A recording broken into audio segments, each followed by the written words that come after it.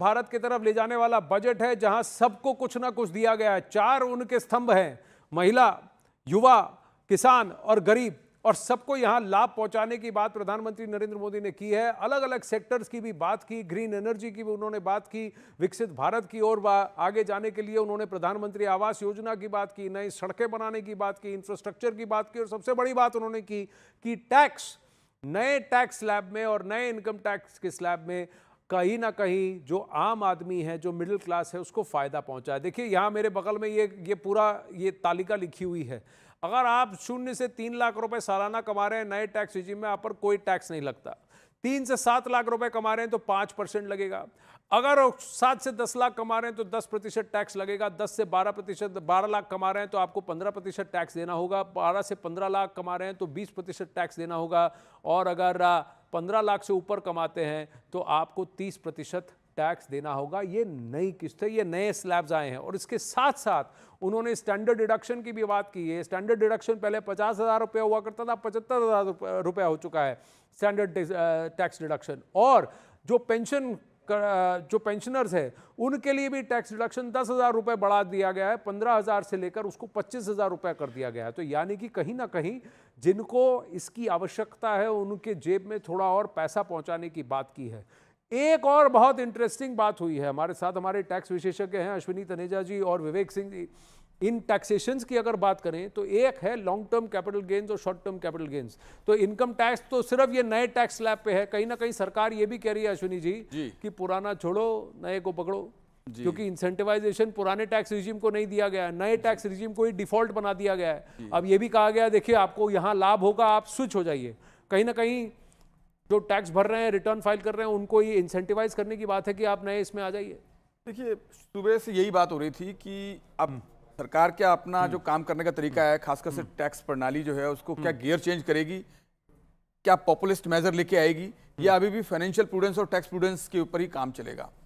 तो मुझे लगा है मिक्स्ड रहा है रिस्पॉन्स, क्योंकि देखिए आप शॉर्ट टर्म कैपिटल गेन 15% से 20% कर दिया है फाइनेंशियल एसेट्स पर, यानी कि शेयर्स के ऊपर, तो थोड़ी सी मार पड़ी है। क्योंकि जो लोग शेयर मार्केट से जुड़ रहे थे उसका एक कारण ये भी था कि कम से कम टैक्स इंसेंटिव मिलता था as compare to keeping deposit in bank account और वो सब, तो वो एडवांटेज थोड़ा सा कम हुआ है। कमाओगे तो झटाझट थोड़ा देना भी पड़ेगा, तो थोड़ा सा कम हुआ है वो। और लॉन्ग टर्म कैपिटल गेन पे शेयर्स का तो बढ़ गया टैक्स, 10 से 12.5% देना पड़ेगा। 2.5% बढ़ गया।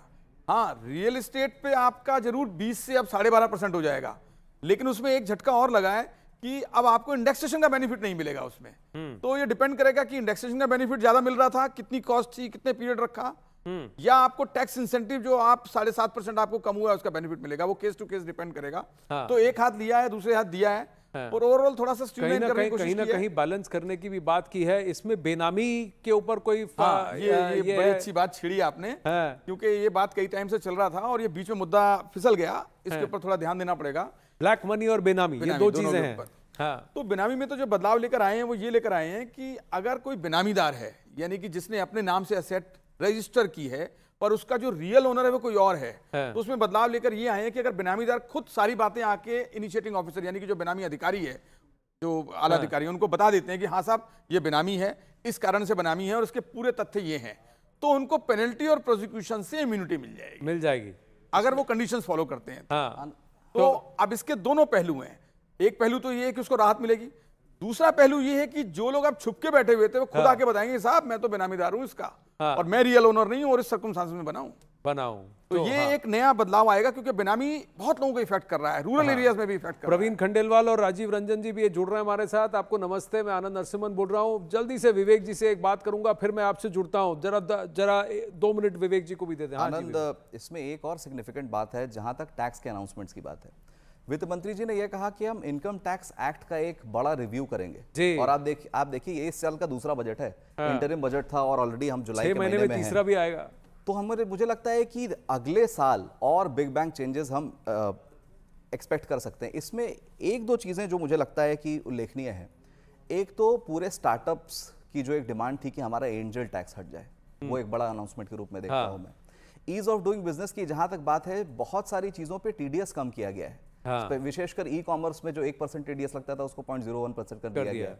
ये भी बोला गया है कि टीडीएस अगर डिडक्ट करके हम फाइनली जो हमारा फाइलिंग डेट है उस तक अगर डिपॉजिट कर देते हैं तो कोई पेनल्टी या इम्पैक्ट नहीं लगेगा। हाँ जी। और सबसे बड़ी एक अनाउंसमेंट की, जो रीअसेसमेंट, जो ओपनिंग अप होता था कि भाई 2014 का नोटिस मुझे 2019 में आ रहा है, उसको लेकर एक बड़ी अनाउंसमेंट किया वित्त मंत्री जी ने, जहां उन्होंने कहा कि नॉर्मली 3 साल के बियॉन्ड केसेस नहीं खुलेंगे, और अगर 3 साल के बियॉन्ड खुलते भी हैं तो उन केसेस में नहीं खुलेंगे जहां जो एस्केप्ड इनकम है वो 50 लाख तक है। हाँ, तो ये बहुत बड़ी बात है। और सबसे बड़ी बात कि टीडीएस पे अगर आपने देरी की है तो वो डीक्रिमिनलाइज हो गया है, उसके लिए आपको कोई बशर्ते आप जिस दिन रिटर्न जानी है उस दिन तक जमा कर दें, जमा कर देते हैं। अनलिमिटेड इम्यूनिटी नहीं है ये। लेकिन इस वक्त राजीव रंजन जी जुड़े हैं हमारे साथ, और फिर आरजेडी से कंचना यादव जी जुड़ी हैं, और प्रवीण खंडेलवाल जी बीजेपी से जुड़े हैं। राजीव रंजन जी, सबसे पहले कि बिहार के लिए जो कुछ अनाउंसमेंट हुआ है और जितनी बार बिहार का जिक्र हुआ है उसके बाद खुश तो बहुत होंगे आप।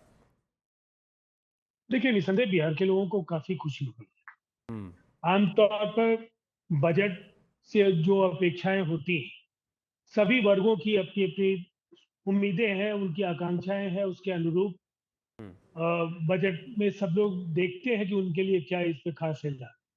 लेकिन ये बजट बिहार के लिए बहुत कुछ खास बनकर के आया है। लंबे समय से जो रीजनल इम्बैलेंसेस के शिकार कम से कम पूर्वी भारत के अनेक राज्य, बिहार और उड़ीसा, बंगाल और झारखंड मैं कहूंगा, लेकिन इसमें बिहार की परिस्थिति विषम इसलिए थी कि फ्रेट इक्विलाइजेशन ने बिहार का ग्रोथ 42 वर्षों तक रोक दिया था। 1952 में फ्रेट इक्विलाइजेशन आया, 1993 तक फ्रेट इक्विलाइजेशन रहा।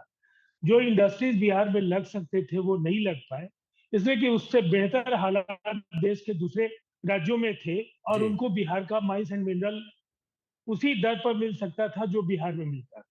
उसके बाद हर 5 ईयर प्लान में, अब मैं किसी पॉलिटिकल पार्टी या उस दौर को नहीं कहूंगा, लेकिन उस दौर में बिहार के साथ जस्टिस तो नहीं। अब ये लंबे समय से स्पेशल कैटेगरी स्टेटस, और बाद के दिनों में जब मानकों का प्रश्न उभर कर के आया तो हम लोगों ने कहा कि स्पेशल कैटेगरी स्टेटस तो हम चाहते हैं, लेकिन अगर कोई तकनीकी कठिनाई है पात्रता को लेकर तो स्पेशल पैकेज जैसे ऐलान भी बिहार की विकास यात्रा को बेहतर बनाए।